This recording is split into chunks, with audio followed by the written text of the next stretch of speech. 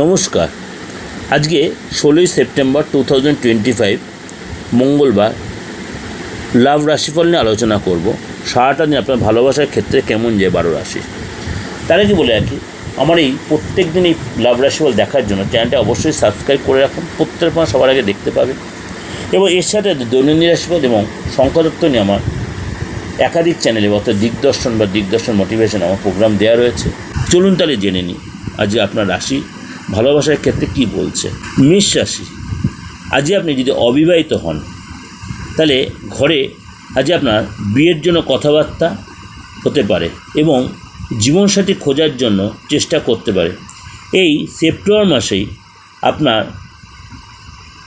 কোনো good news বা আগামীকাল কোনো গুড নিউজ আপনি পেতে পারেন।